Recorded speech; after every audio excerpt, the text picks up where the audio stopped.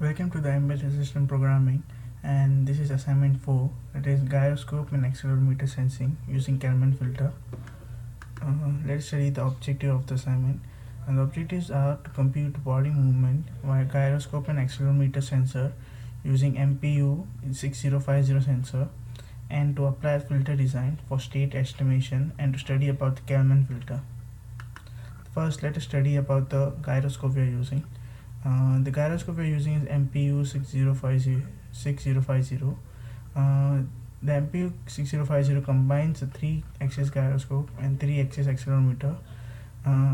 It uses three 16-bit analog to digital converters for converting analog values to the digital. The parts features a user programmable gyroscope range. That is, you can change the gyroscope range from plus or minus 250 to plus or minus 200 per second. And for accelerometer sensitivity, we can change to plus or minus 2G to plus or minus 16G. The communication in this chip with all registers of the device is performed using I2C at 400 kHz.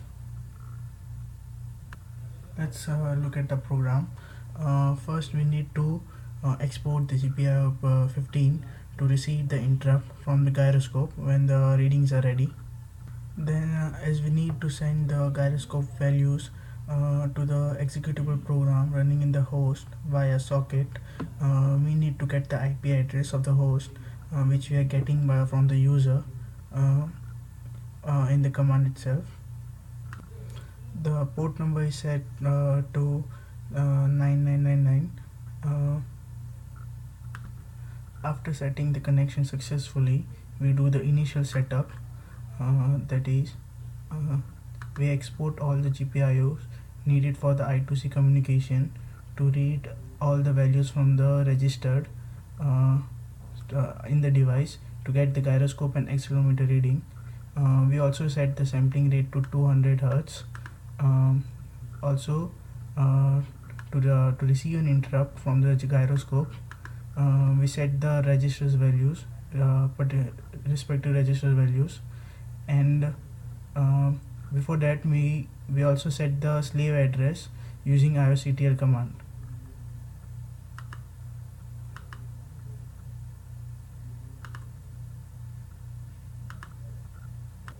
After the initial setup, we perform the burst rate to read all the gyroscope and accelerometer values in all x and y direction, x, y, and z direction. As the higher byte and the lower byte are stored in a different register, we need to read 14 bytes to get all the 6 values. After reading all the values, we calculate the roll and pitch.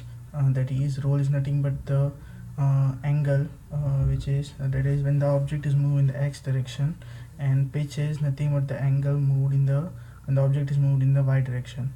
And after calculating the angles, we set the initial Kalman angle to calculate the Kalman angles. Before looking at the Kalman filter code, first let us study what a Kalman filter actually does. Kalman filter actually uses a series of measurements which contain noise to produce estimates which are more precise than a single measurement. The algorithm works in two steps.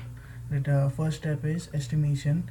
In estimation, Kalman filter produces the estimate value of the current stable variables along with the uncertainties. And in the second step, the Kalman filter updates this estimated value using a weighted average. Let's take a look at the Kalman filter coding. As we need to calculate roll and pitch, that is movement in the x and y direction, we need to have two functions for different axes, as we need to update the different matrices. We use certain parameters, defined parameters to calculate the correction. Using the initial angles, we calculate the correction here, and after estimating the error, we update the matrix here. So Kalman performed two steps as we have seen, that is estimation and updation of the error. So in our Kalman code, after reading the gyros and accelerometer values, we can, as usual, calculate the roll and pitch, and then we calculate the Kalman angles using Kalman get angle x and Kalman get angle y. Uh, this line of code is used to restrict the angles, as we have seen that when we move the gyros, when we move the gyro in the when we move the gyro when we move the gyro angle from more than 180 degree, there is a certain jump between minus 180 and 180 degree, which is not desirable to the user. So we restrict the roll and the pitch as well, to get the stable output.